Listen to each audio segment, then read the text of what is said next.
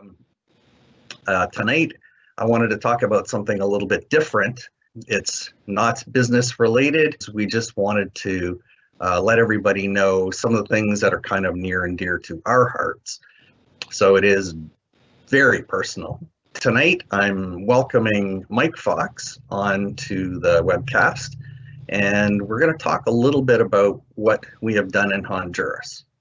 So I'm going to take a step backwards and talk to you about how I got started in this, because it's kind of a strange story, and hopefully you'll be able to connect to it.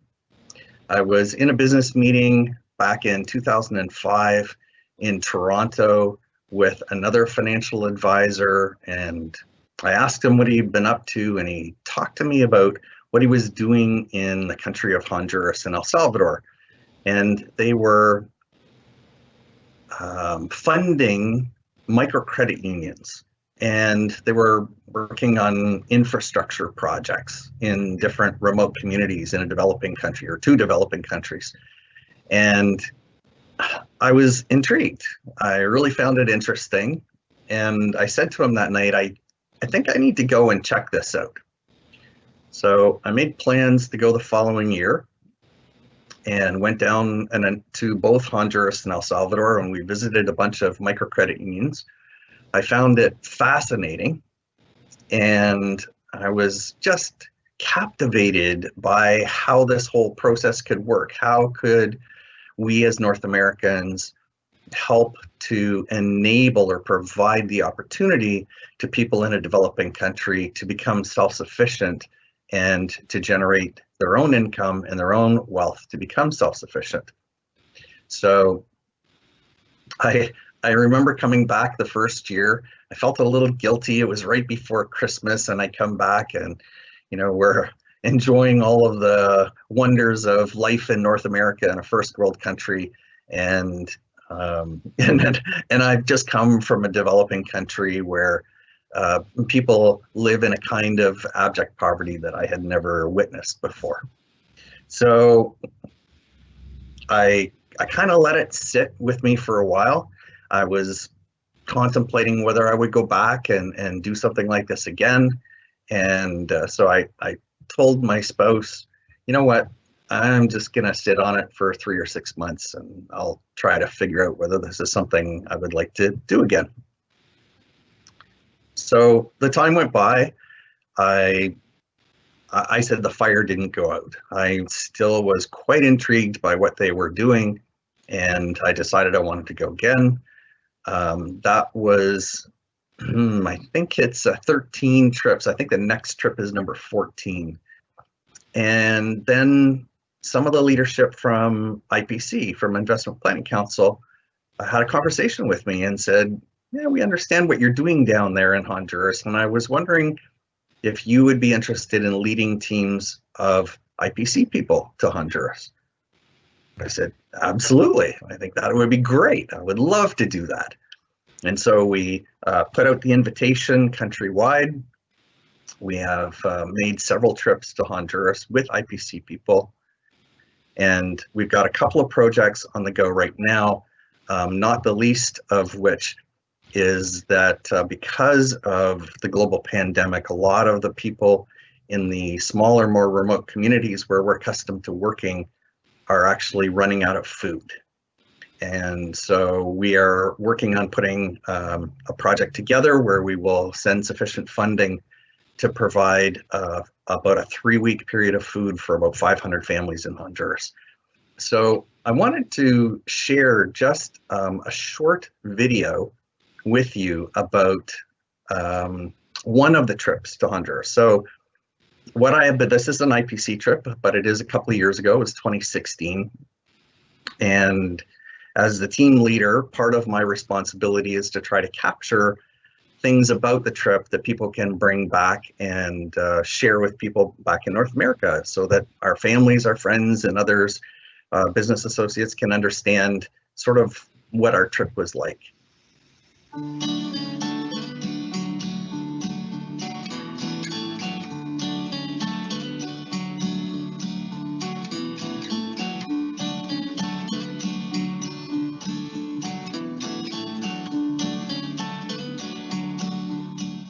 this being my third trip, the first trip was very shocking, as it is for everybody who comes in the first time.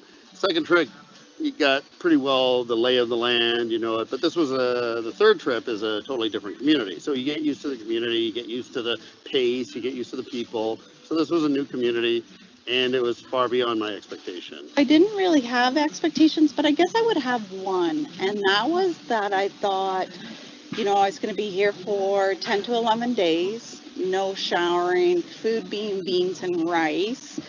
So more about personal, what was going to happen from a shelter, like the foundation of what we're doing. And when I came here, I actually, when they dropped us off at the camp, I actually cried because I couldn't believe it. There was tents and beds and showers. You saw how proud these people are of their community and how welcoming they were for us, these unknown folks from Canada, to come in and be part of their lives for a short period of time.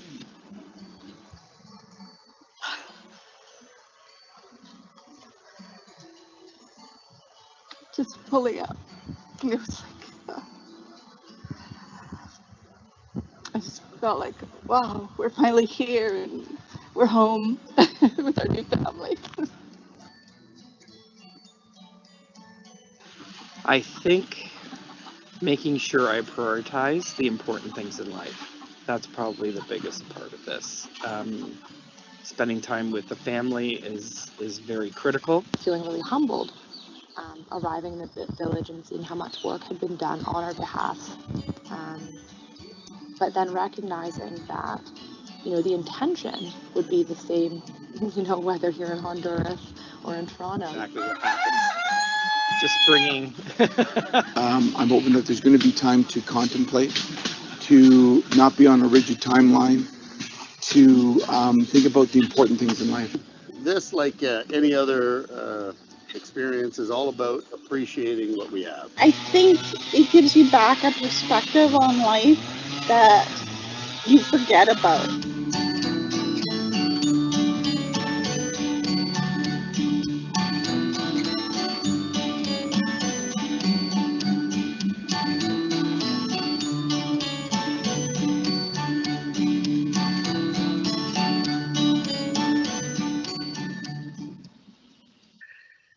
The communities that we are working in are extremely remote.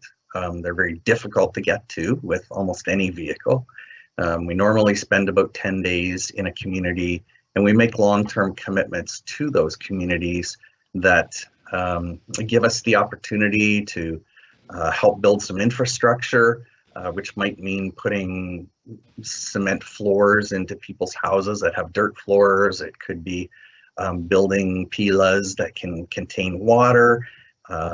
It could be digging a well. It could be, each community assesses its own needs, and then we figure out what part we can play in that, and then we take a team of people. It's not cost effective to take a team of people, and it certainly doesn't seem like the best use of our funds for us to spend the money to go, rather than just sending the money and having somebody else do the work. But what I have figured out over time is that as I take people from North America to Honduras and they grasp this experience and they see that half of the people in the planet live like this, most of these people have household incomes of less than $800 per year to serve their entire family. So in the process of that, I have found that people have become advocates for the poor. So whether they're serving people in their own community or they're going back to Honduras and serving with us, it's wonderful to have some advocates, and I'm so glad that this process works.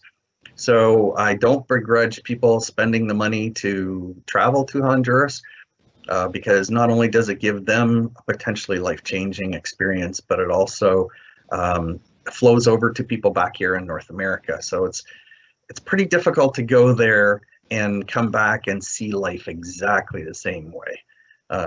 As Chris said, well, being born in Canada, we win the lottery of life. It's not our decision to be born here. It just happens that way. So I'm very honored and privileged to be a partner with IPC in this ongoing project. I am thrilled that we have the opportunity to do this. That's from me, and I'm coming from one person's perspective. So what I would like to do is to welcome Mike. Most of you know Mike on our team. Mike has been with us for 10 years. He is the future of the business. And Mike has been to Honduras several times. And so, Mike, what I would like to do is just ask you a little bit about your experience, which could be very different from mine. And if you can just expound on that for all of us for a couple of minutes, that would really be great. So take it away, Mike. Hello, everybody, and thanks for having me, Steve. I've been to Honduras 2 times, and I consider myself very lucky that I've got to go to such a place in the world and experience the different ways that people from all over the world live, as opposed to how we live in Canada and North America. And so what I'd like to do is just give you kind of a timeline of what it was like for me. The first time I went with my youngest brother, Jordan. And the second time that I went with the IPC team and my father, Steve. Because it's so hot, normally when we start to work on all of the different projects, you typically have to get up around 5 o'clock in the morning, and you're only going to work until about noon or 1 o'clock, because beyond that, it gets way too hot to continue working, which is nice because it leaves a lot of leisure time that you get to spend meeting the different people in the community and getting to know them. If you don't know Spanish, obviously there's a language barrier. So most of the time that you spend hanging out with the people in the community, you kind of have to do activities that don't require a lot of talking. So whether it be coloring in coloring books, or making bracelets, or crafts of any sort. Or one of my favorite things is music. So by the time you're settled in the community and you start into your work routine, there's 3 major things that we usually work on. And one of them is latrines, which is essentially a sanitation pit or a bathroom. The other is cement floors, to provide people with a way to sanitize their homes rather than having a dirt floor.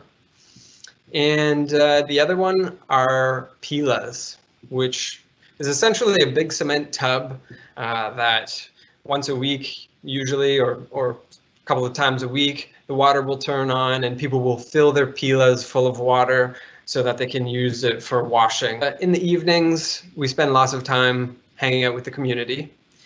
And there are other days that we do not spend working. I'm going to call them community days. And during those periods, we get to just hang out with not only the locals who live there, but we get to meet with the community leaders and the leaders of the non-government organizations that we work with and who guide us to the communities who have the most need. And always there has been at least one large soccer match because soccer is the most popular sport there. And it is very typical that whoever has the most Hondurans on their team is going to win. because they spend lots of their time playing soccer, and they are far more talented than I am, or most of us are. If you've ever been away from home for more than a week, it's pretty easy to get homesick, especially if you're sleeping on a mattress on a floor in a church or in a tent with 10 other guys right next to you. It's not the most comfortable experience. One of the most interesting things that I learned about the first time that I went is what Steve described as a microcredit union. And we were meeting with a group of leaders and people who had been participants in this microcredit union. And how it works is the people who run the organization, the Carpinteros and IPC Cares here in Canada, will do fundraising here, and they'll raise seed money to give to start a microcredit union.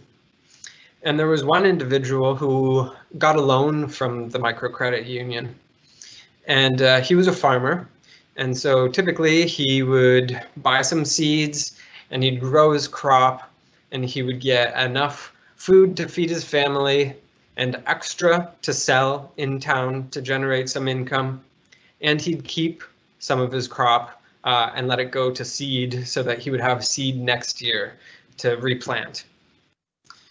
And so I thought it was pretty incredible that something that to us might seem pretty normal to go and get a loan is extraordinary for them, because they couldn't traditionally access credit.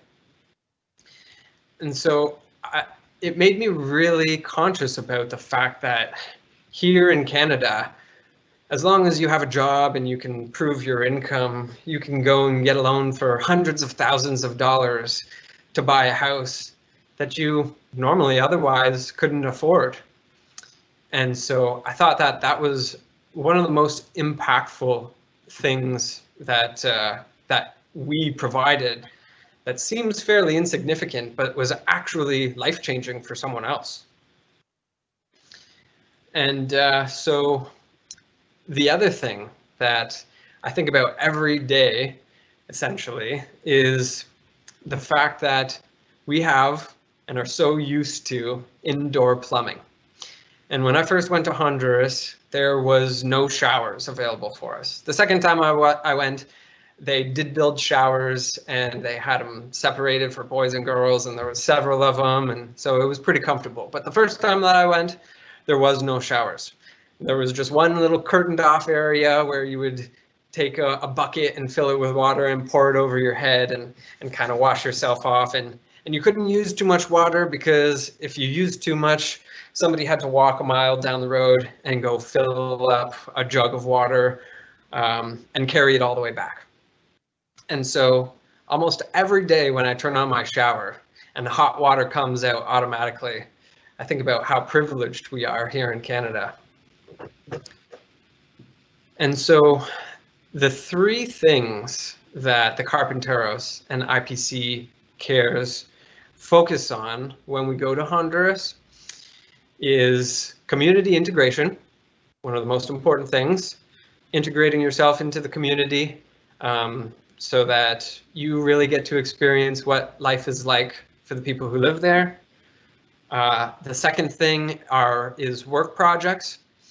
Like I said, latrines, cement floors, and the last time that I went, we built a water storage and water filtration facility.